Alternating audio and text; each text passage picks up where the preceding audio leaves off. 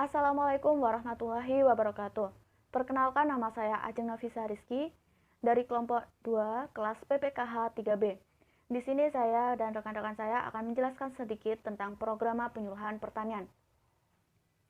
Yang pertama adalah pengertian program penyuluhan pertanian adalah rencana kegiatan penyuluhan pertanian yang memadukan aspirasi petani, potensi wilayah, dan program pembangunan pertanian yang menggambarkan keadaan sekarang, tujuan, masalah, dan cara mencapai tujuan yang disusun secara partisipatif, sistematis, dan tertulis setiap 1 tahun. Dalam Permentan nomor 25 tahun 2009, program penyuluhan pertanian adalah rencana tertulis yang disusun secara sistematis untuk memberikan arah dan pedoman sebagai alat mengendali pencapaian tujuan penyuluhan. Agar revitalisasi penyuluhan pertanian dapat berjalan secara produktif, efektif, dan efisien, perlu dilakukan identifikasi sumber daya dan program-program pembangunan pertanian, baik yang dilaksanakan oleh pemerintah, swasta, maupun masyarakat. Hal tersebut diperlukan dalam rangka penyusunan rencana penyelenggaraan penyuluhan pertanian yang komprehensif dengan memadukan seluruh sumber daya yang tersedia. Berikut adalah tujuan disusun program penyuluhan pertanian adalah memberikan arah dan pedoman dan alat pengendali pencapaian tujuan penyuluhan. Selanjutnya, menjadi acuan dasar bagi penyuluh dan menyusun rencana kerja tahunan penyuluh pertanian atau RKTP. Berikut adalah prinsip-prinsip penyusunan program penyuluhan pertanian. Yang pertama adalah terukur, yang kedua realis, yang ketiga bermanfaat, yang keempat dapat dilaksanakan, yang kelima partisipatif, yang keenam terpadu, yang ketujuh transparan, yang kedelapan demokratis, dan yang kesembilan bertanggung gugat.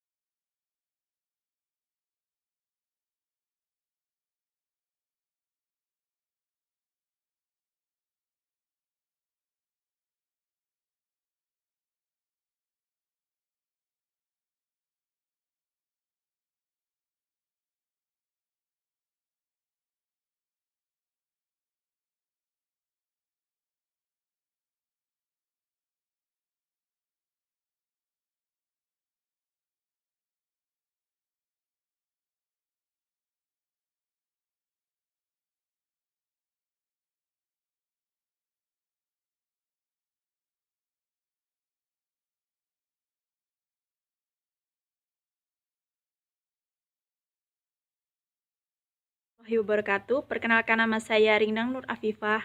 Saya akan melanjutkan presentasi. yaitu tentang mekanisme penyusunan program penyuluhan pertanian.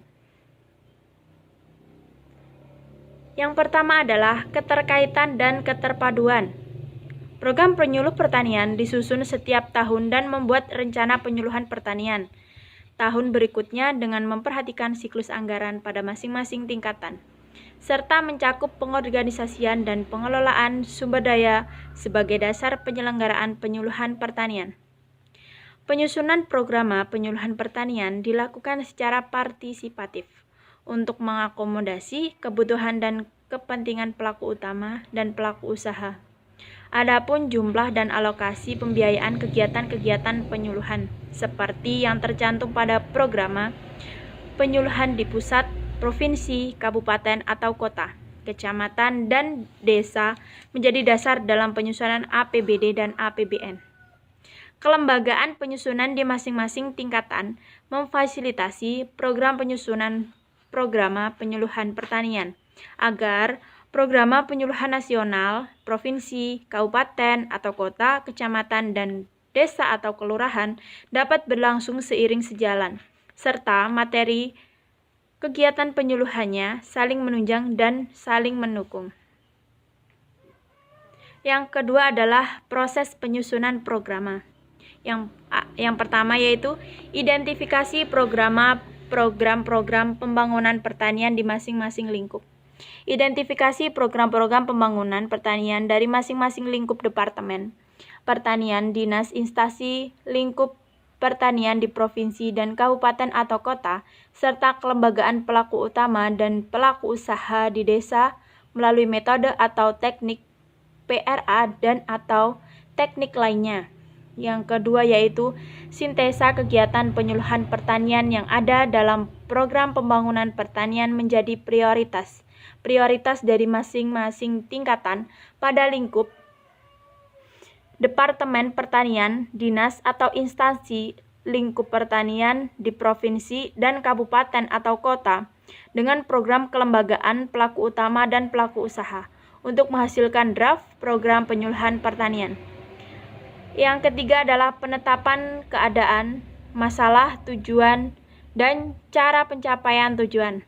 Yang keempat adalah pengesahan program penyuluhan yang dilakukan oleh Kepala Balai Penyuluh, Kepala Badan Pelaksana, Penyuluh Kabupaten atau Kota, Badan Koordinasi Penyuluhan Provinsi atau Kepala Badan Penyuluhan sesuai dengan tingkat administrasi pemerintahan.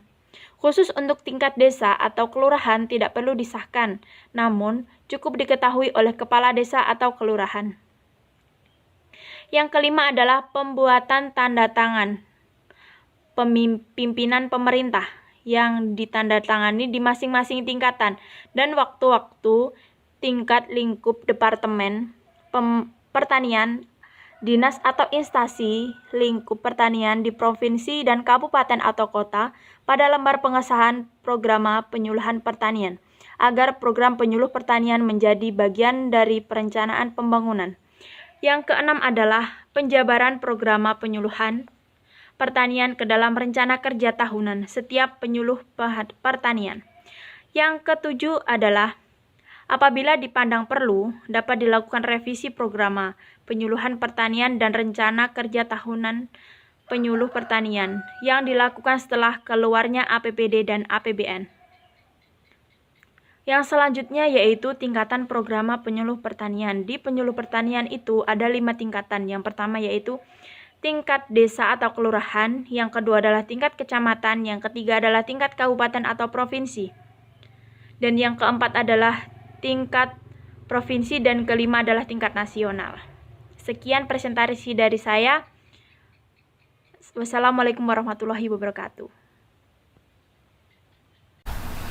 Assalamualaikum warahmatullahi wabarakatuh. Perkenalkan, nama saya Rosalia Tias Rawang-Palupi.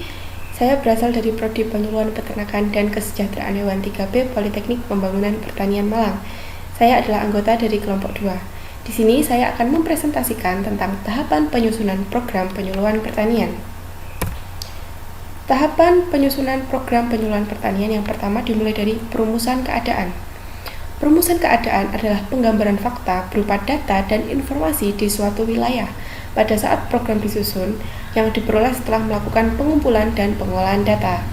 Sebelum keadaan dirumuskan, perlu dilakukan pengumpulan, pengolahan, dan analisis data mengenai potensi, produktivitas, dan lingkungan usaha pertanian, perilaku atau tingkat kemampuan pelaku utama dan pelaku usaha, dan kebutuhan pelaku utama dalam usahanya di suatu wilayah.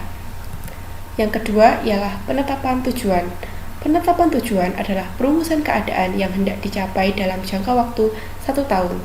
Tujuan dirumuskan dengan kalimat-kalimat perubahan perilaku pelaku utama dan pelaku usaha yang hendak dicapai.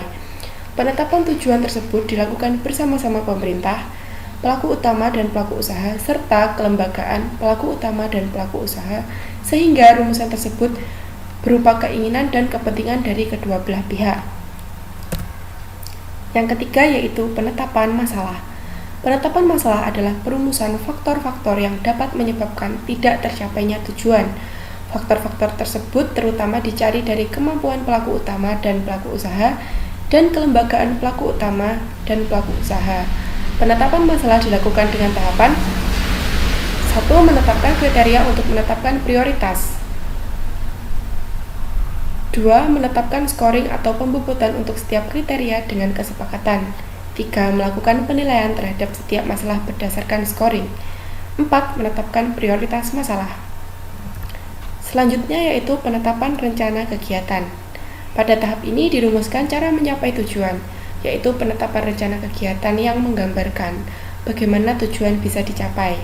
Ada 3 rencana yang harus disusun, yaitu yang pertama, rencana kegiatan penyuluhan yang meliputi data dan informasi mengenai tujuan masalah, sasaran, lokasi, metode atau kegiatan, waktu, lokasi, biaya, dan penanggung jawab serta pelaksana.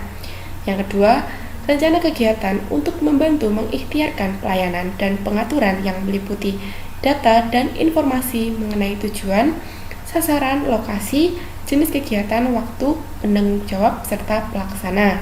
Yang ketiga, rencana monitoring dan evaluasi. Rencana monitoring dan evaluasi disusun oleh para penyuluh yang berada di pusat, provinsi, kabupaten atau kota, kecamatan, kelurahan atau desa bersama para pelaku utama dan pelaku usaha. Rencana monitoring dan evaluasi meliputi A. Penetapan indikator dan ukuran keberhasilan program. B. Penyusunan instrumen monitoring dan evaluasi. C. Penetapan jadwal monitoring dan evaluasi. Yang terakhir ialah revisi program penyuluhan. Revisi program penyuluhan pusat, provinsi, kabupaten atau kota, kecamatan, kelurahan atau desa dilakukan karena adanya perubahan-perubahan keadaan yang mengakibatkan berubahnya tujuan, masalah, dan rencana kegiatan yang disebabkan antara lain: 1. Kesalahan analisa data dan informasi yang digali melalui PRA. 2. Kesalahan dalam penyusunan rencana kegiatan penyuluhan yang telah disusun oleh pelaku utama dan pelaku usaha di setiap tingkatan dan kelompok. 3. Kesalahan dalam perumusan keadaan. 4. Kesalahan dalam penetapan tujuan. 5. Kesalahan dalam penetapan kegiatan. Dan yang terakhir adalah perubahan dalam dukungan pembiayaan. Terima kasih, sekian presentasi dari kelompok 2. Jika ada kurang lebihnya, kami mohon maaf. Wassalamualaikum warahmatullahi wabarakatuh.